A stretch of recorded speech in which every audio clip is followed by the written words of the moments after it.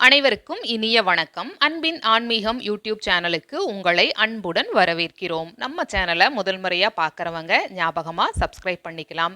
நம்ம இப்போ பார்த்துட்டு இருக்கிற இந்த திருக்கோயில் ஒரு அழகான முருகன் கோயில். இந்த முருகன் கோயிலில் நடைபெறக்கூடிய ஒரு முக்கியமான பூஜையை பற்றின தகவலை நம்ம கொஞ்சம் தெளிவாகவும் விரிவாகவும் பார்க்கலாம். அதனால் எல்லாரும் கொஞ்சம் பொறுமையாக இதை முழுசாக பார்க்குறது ரொம்ப நல்லது. இந்த திருக்கோயில் எங்கே இருக்குது அப்படின்னு பார்த்தோன்னா கோவை மாவட்டத்தில் இருக்குது. கோவை மாவட்டத்தில் சூலூர் வட்டத்தில் இருக்கக்கூடிய தென்சேரி மலை அருள்மிகு மந்திரகிரி பெருமான் திருக்கோயில். வழக்கத்தில் செஞ்சேரி மலைன்னு சொல்லுவாங்க. ஆனால் இந்த திருக்கோயிலோட சரியான பெயர் தென்சேரி மலை அப்படின்னு சொல்லுவாங்க. அருள்மிகு மந்திரகிரி வேலாயுத சுவாமி திருக்கோயில். இப்போ இந்த திருக்கோயிலில் நம்ம படியேறிட்டே ஒவ்வொரு விஷயங்களும் நம்ம தொடர்ந்து பார்க்கலாம். இந்த திருக்கோயில் உள்ள படிப்பாதை வழியாக உள்ள நுழைஞ்ச உடனே இடது பக்கம் விநாயகரும் வலது பக்கம் முருகப்பெருமானும் இருக்காங்க. அவங்கள நம்ம தரிசனம் பண்ணிட்டு அப்படியே மெல்லமாக படியேறலாம் வாங்க. இது படி பார்த்தோன்னா ஒரு 200 அல்லது 250 படிகளுக்கு உள்ளே தான் இருக்கலாம். இந்த படி ஒன்றும் செங்குத்தாகவும் கிடையாது, நல்ல அகலமான படிகளாக இருக்கும். பாருங்கள், இந்த பெரியவர் கூட மெல்ல மெல்ல படியேறி மேலே வந்துடுவார். கால்வலி இருக்கிறவங்க, வயசானவங்க எல்லோருமே அழகாக படியேறிடலாம். அந்த அளவுக்கு மட்டும்தான் இந்த படிகள் இருக்கும். இந்த திருக்கோயிலை சுற்றி இருக்கக்கூடிய இந்த பகுதி மக்கள் தங்களுடைய, அதாவது வழக்கத்தில் சொல்லுவாங்க இல்லைங்களா, கறந்த பாலும் பிறந்த முடியும் முருகனுக்கே அப்படிங்கிற மாதிரி இந்த பகுதி மக்கள் எல்லாமே முருகப்பெருமானை சார்ந்து தான் எல்லா காரியங்களும் செய்கிறாங்க. இது மிகவும் பழமையான கோயிலுங்கிறதுக்கு இந்த படி பார்த்தீங்கன்னா இந்த செதுக்கின படிகள், இது ஆரம்பத்திலிருந்து மலை உச்சி வரைக்குமே இந்த படிகள் ஆங்காங்கே கிராஸ் ஆகும். அதனால் இது ரொம்ப பழமையான கோயில்னு சொல்கிறாங்க. சேர சோழ பாண்டியர்களால் திருப்பணி மேற்கொள்ளப்பட்ட சுமார் 2000 ஆண்டுகளுக்கு முந்தைய திருக்கோயிலாக இருக்கலாம்னு சொல்கிறாங்க. இங்கு அதாவது ரொம்ப அழகான எழிலார்ந்த காட்சிகள் கிடைக்கும். இப்போ அந்த பெரியவர் பார்த்தீங்கன்னா நம்ம பின்னாடியே மெல்ல மெல்ல படியேறி வந்துடுறாரு. அதனால் தைரியமாக படிப்பாதை வழியாக நம்ம சென்று சுவாமியை வணங்கலாம்.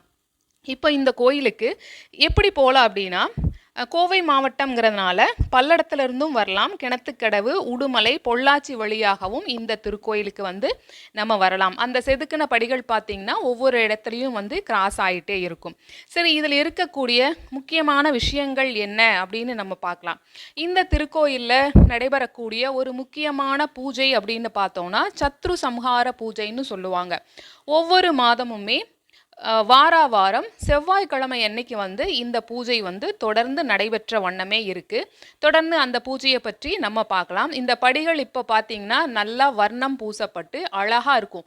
இப்போ அந்த உச்சியில் போய் நின்று பார்த்தோன்னா, சுற்றி பார்த்தோன்னா தென்னை மரங்கள் சூழ்ந்த அழகான எழிலார்ந்த காட்சியை நம்ம கண்ணார கண்டு களிக்கலாம். இந்த திருத்தலத்தில் இருக்கக்கூடிய முருகப்பெருமான் மந்திரகிரி வேலாயுத சுவாமி 6 திருமுகத்தோட காட்சி அளிக்கிறாரு. அவர்கிட்ட இருக்கக்கூடிய மயில் வாகனம் இடப்பக்கம் தலையை வைத்திருக்குங்கிற தகவலையும் சொல்லியிருக்காங்க. இந்த திருக்கோயிலோட ஸ்தல விருட்சமாக இருக்கக்கூடியது கருநொச்சி. இன்னொரு தகவலும் சொல்றாங்க. என்னன்னா, இந்த ஸ்தல மரத்தை 12 முறை சுற்றி அந்த சந்நிதியில தீபம் ஏற்றினால் மன அமைதி கிடைக்கும், திருமண வரம் கிடைக்கும், குழந்தை பேரு கிடைக்கும்னு சொல்லியிருக்காங்க. படிப்பாதையில செல்லும் பொழுது இடது பக்கம் கன்னிமார் சன்னதி, இடும்பர் சன்னதி போன்ற சன்னதிகளும் இருக்கு. படிப்பாதை தவிர வாகனங்கள் செல்லக்கூடிய வழியும் மேற்கு புறமா இருக்கு. அதையும் நம்ம அடுத்தடுத்து தொடர்ந்து பார்க்கலாம். இப்போ இங்க நடைபெறக்கூடிய சத்ரு சம்ஹார பூஜையை பற்றி நம்ம தொடர்ந்து பேசிட்டே இருக்கலாம்.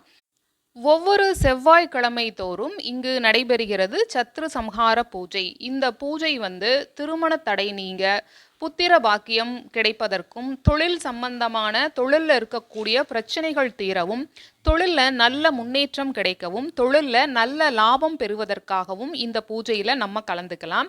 அது மட்டும் இல்லாமல் திருஷ்டிகள், ஏவல், செய்வினை, பில்லி சூனியம் போன்ற தோஷங்கள் விலக, நோய்களும் தீர, வழக்குகளில் நல்ல வெற்றி கிடைக்க, நம்முடைய மனதில் வேண்டிய காரியங்கள் அனைத்தும் நல்லபடியாக நடைபெற இந்த பூஜையில் கலந்துக்கிறது அவசியம்னு சொல்கிறாங்க. இது தீபம் ஏற்றக்கூடிய பகுதி. இப்போ நம்ம பார்த்துட்டு இருக்கிறது ஏன்னா தீபம் வந்து உள்ளுக்குள்ள வந்து ஏற்றுவதற்கு அனுமதி இல்ல. அதனால நம்ம படி ஏறும்போதே, படி முடியிற இடத்திலேயே வந்து இந்த தீபத்த நம்ம வந்து ஏற்றலாம். இங்க வந்து சுவாமி மந்திரகிரி வேலாயுத சுவாமியோட ஃபோட்டோ இருக்கும். அந்த ஃபோட்டோலே பார்த்தீங்கன்னா, அந்த 6 தலைகள் வந்து நமக்கு தெரியும்.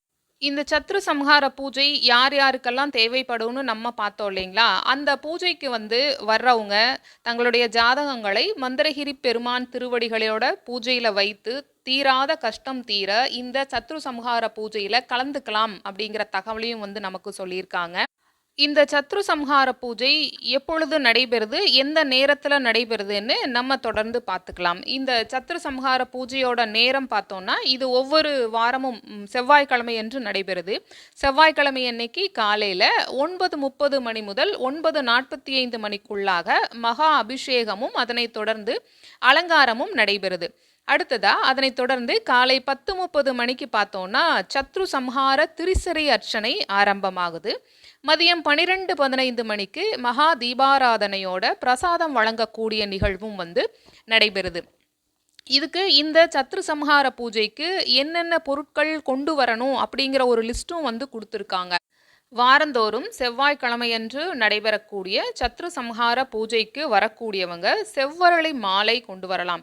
இப்போ இந்த திருக்கோயில்ல பார்த்தோம்னா, அந்த பூஜை பழக்கடை இதில் எல்லாமே வந்து சிகப்பு, அதாவது செவ்வரளி மாலை, செவ்வரளி பூ, உதிரிப்பூ இது எல்லாமே வந்து நிறையா வச்சுருந்தாங்க. ஸோ சத்ரு சம்ஹார பூஜைக்கு கொண்டு வர வேண்டிய பொருட்கள் என்னென்ன அப்படின்னு பார்த்தோம்னா, செவ்வரளி மாலை அல்லது செவ்வரளி தொடர் அல்லது செவ்வரளி உதிரிப்பூ கூட நம்ம கொண்டு வரலாம். செவ்வரளி மாலை அல்லது தொடர் அல்லது உதிரிப்பூ. அதன் கூடவே செவ்வாழை பழம் வந்து 6 பழம், தேங்காய் 1 மற்றும் பழ வகைகள், எலுமிச்சை பழம், வெத்தலை பாக்கு, விரலி மஞ்சள், பூம்பழம்னு சொல்லக்கூடிய பூவன் பழம் வந்து 2. இது எல்லாமே வந்து செவ்வாய்க்கிழமை அன்னைக்கு வரக்கூடிய சத்ரு சம்ஹார பூஜைக்கு கொண்டு வர வேண்டிய பொருட்கள். அப்புறம் இன்னொரு முக்கியமான விஷயம், ஜாதகம் வந்து ஜெராக்ஸ், ஜாதகத்தோட ஜெராக்ஸை லேமினேஷன் செய்து கொண்டு வரணும்னு சொல்லியிருக்காங்க. ஒரிஜினல் ஜாதகம் கொண்டு வருவதை தவிர்ப்பது நல்லதுங்கிற தகவலையும் சொல்லியிருக்காங்க. இந்த சத்ரு சம்ஹார பூஜை பற்றின தகவல் நம்ம தெரிஞ்சிட்டோம்.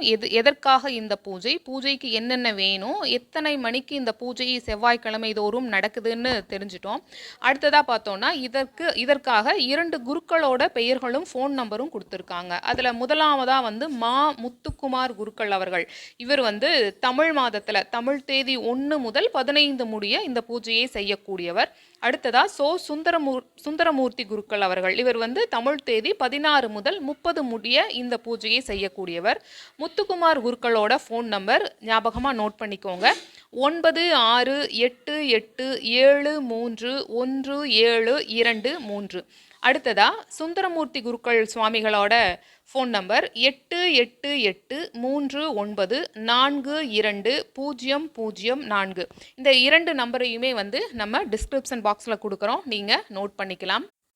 இந்த பூஜை சம்பந்தப்பட்ட விவரங்கள் அடங்கிய பேனர் நம்ம படிப்பாதை வழியாக போகிறப்பவும் வச்சுருக்காங்க. அடுத்ததான் நம்ம வாகனங்களில் செல்லும் பொழுது அந்த வழியாகவும் மேலே வந்து இதற்குண்டான ஃப்ளெக்ஸ் வைக்கப்பட்டிருக்கு.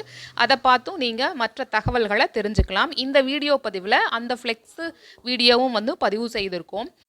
இந்த திருக்கோயில் நடை திறக்கக்கூடிய நேரம் என்னென்னு நம்ம பார்க்கலாம். காலையில் 6 மணிக்கு நடை திறக்கப்படுகிறது. காலை 6 மணிக்கு நடை திறந்து பூஜைகள் தொடர்ந்து நடைபெற்று அதற்கு பிறகு பார்த்தீங்கன்னா மதியம் 1 மணிக்கு நடை அடைக்கப்படுகிறது. அதற்கு பிறகு மாலை 4 மணிக்கு நடை திறக்கப்பட்டு இரவு 8 மணிக்கு மீண்டும் நடை சாற்றப்படுகிறது.